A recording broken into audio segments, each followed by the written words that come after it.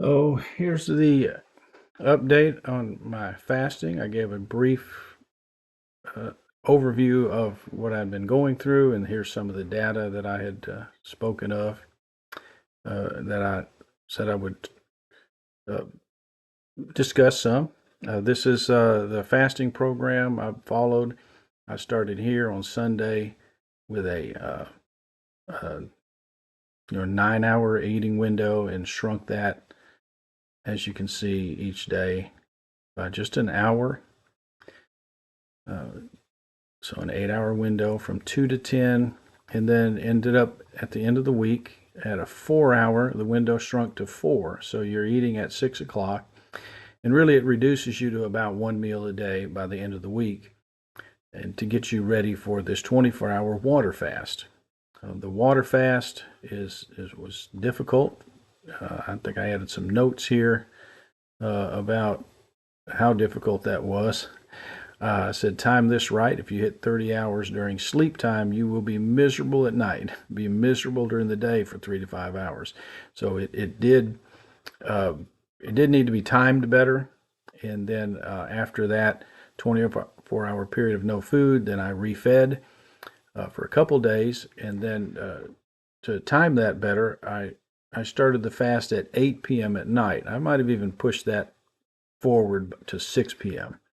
So by the time I was at 8 p.m. on this day, you've already started your fast and you're into the second day. And that was a water fast or dry fast day. So really the reason I started it that day was so that I could rehydrate for about 4 hours there and going before going into the next day. So that was sort of the start on day one back here. I'm moving to day two, and that's just a small water window. You'd already water fasted starting the night before, and so there were about 4 hours at the end of the evening to drink water and rehydrate before day three, which then was a water window here. I marked that. You can drink water all day, as well as the next day, day 4, and then here's day 5, really. But I called this day 5. This is really the close of day 5 down here. So it's a 5-day fast, but on this day you're starting to actually eat and get a little bit to get your body ready to eat, and I discussed that in the previous video. And you'll notice that this is color coded. My weight here started at 254 and finished after 14 days, and I'm weighed in the morning. As you'll see, the coding goes with this time category over here on the right, and then all the others in purple were taken in the afternoon.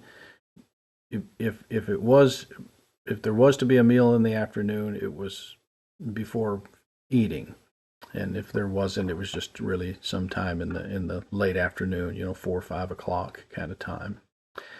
So that got me to 14 days of fasting, intermittent, and then extended fasting. And here's my blood pressure. There's this systolic in that column. This one is clearly a mistake. I'm not sure what that was. I'm not sure. I thought it was low, like 113. I guess I can change that now. I know it was lower on these days, which seems common on fasting days. The diastolic, fairly stable throughout the whole time. Heart rate, that varied depending on whether or not I came up and down the stairs, because I would always come up the stairs to take the blood pressure and check the heart rate. And then I would do this in the afternoon. This is my blood sugar. So my blood sugar, and this is just once a day. These were the ketones, and this was just a spot ketone check in the afternoon, which I did with the Keto Mojo tester, which also calculates, it tests your ketones on a separate strip and then calculates your GKI, which gets you into, this is how you know if you're really in ketosis. And you have to get below 9 to get into mild ketosis. Possibly on these days that were 10 and 11, I dipped into ketosis, maybe even on this day, but since it's just one spot check in the afternoon, we don't know for sure, but I know we were getting close. Then this was, after sort of on this refeeding day, which followed on the heels of the water fast, you'll see this huge drop right here. And then a little bit of an uptick here. And then finally, as we start into this, the hard fasting, which went from here 1, 2, 3, 4, 5 days, really, because it's a partial day on the first day. Then you can see it really starting to drop. So there I was in a low level, which is like 7 to 9. And here it went to a medium level.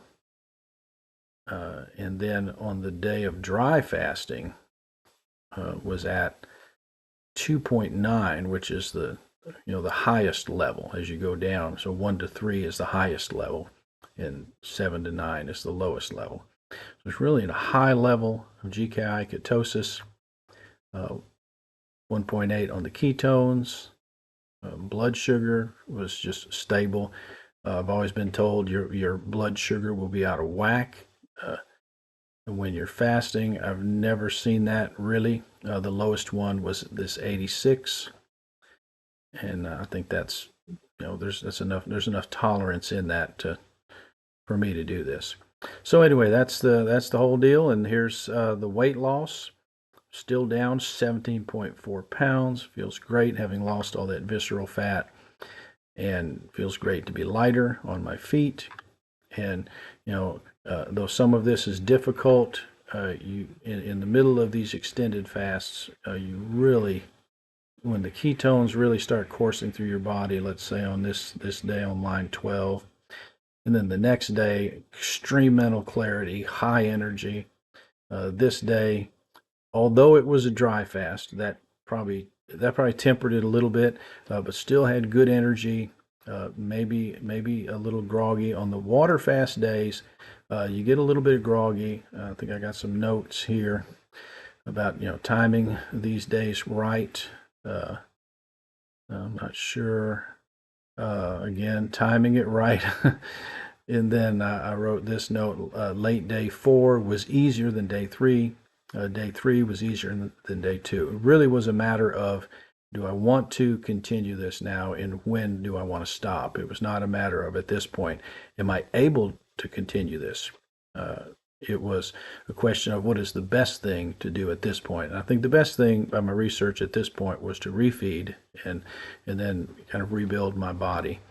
But you get quite a lot of benefits out of this, the detoxification of your body, the spiritual benefits that you get, just other health benefits, mental benefits, time benefits, money benefits.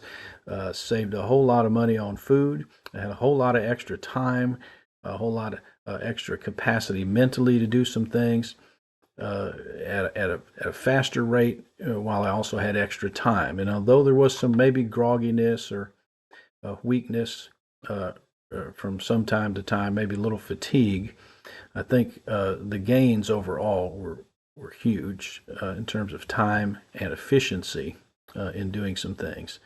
So I recommend this to anybody who can do it. I'm going to continue on and probably not do this for another 30 days and do more of a sort of this lead up fasting thing here in a cycle, and with some dry fasts also thrown in there. And then probably after about, it'll be another 30 days before I do this extensive fast again.